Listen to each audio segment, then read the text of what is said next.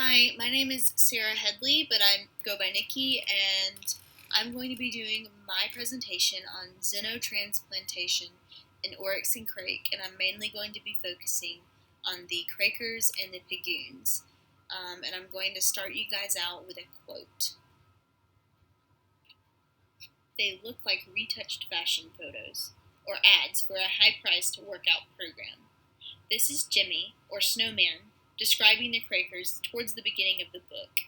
And I found this quote particularly interesting because you get this picture of this perfect human being, and in reality, I feel like humanity was really taken out of these people because Crake created the perfect human race.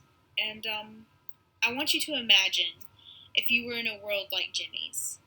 And I know that xenotransplantation has actually happened, but it's not that common. Imagine if it were common, like in this book, and all of the ethics were thrown out the window when it comes to putting them into human beings from other animals and vice versa.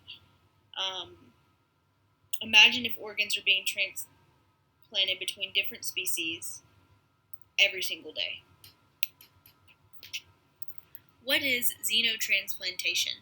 According to Merriam-Webster, it is the transplantation of an organ, tissue, or cells between two different species. I found a case from 1984 based off of the Journal of the American Medical Association, and it's about a newborn baby that was born with a defective heart.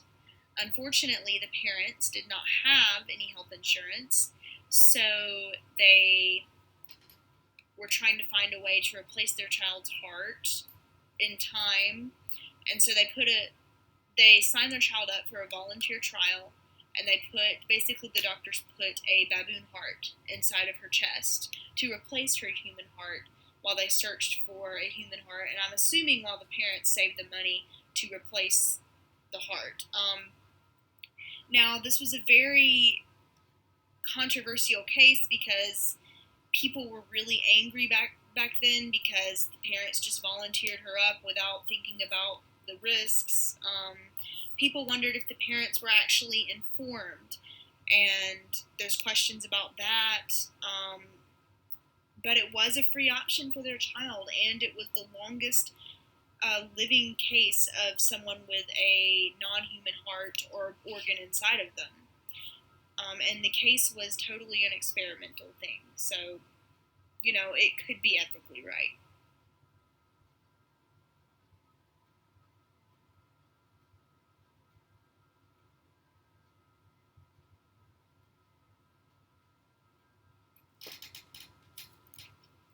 How is it used in Oryx and Crake? The Pagoons are pigs that are used to grow human organs. Basically, they're used to grow replacement organs for the humans that need them. But I think this would bring up a big issue of animal rights because basically these humans are just farms. They're farms for organs, and they just grow for people, and they until they die. They have no life other than that, and it seems very unethical. It reminds me of a slaughterhouse when you pack pigs or cows into this slaughterhouse, and their sole purpose is to give milk on the cow's level, and then of course on the pig they're going to get killed to make sausage. But it reminds me of that. Also, the Crakers are perfect creatures who have been given the positive adaptable traits of humanity. In the book, they're not really called humans. I guess that some people will call them humans, but personally, I don't consider them to be human beings. I don't think they have any humanity left in them, and because they're set to die at a certain age, like I said in the beginning with my quote, they're perfect.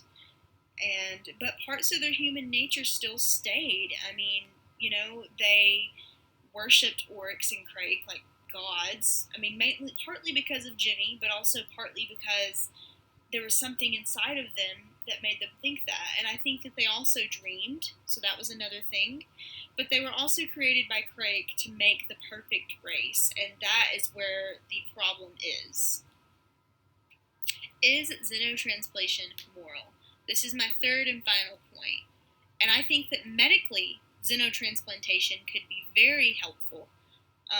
If you think back to baby Faye, when I was talking about her, it's a very sad story, but it's also inspiring. I mean, if we could perfect it, it could keep people alive much longer than they really are.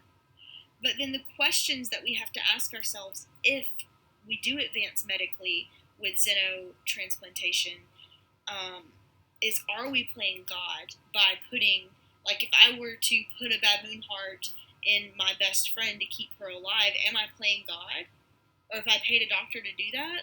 I mean, do people really have a time to go if they can just be kept alive by other organs? I mean, will they ever die? And then also, what about the animals that we're taking them from? Do they have rights? And this will lead me to my next point, and what makes somebody a human being. Crake becomes a god among men because he takes advantage of xenotransplantation. And the Crakers are perfect. But ultimately, this is what causes the apocalypse. So we have to ask, is this too much power?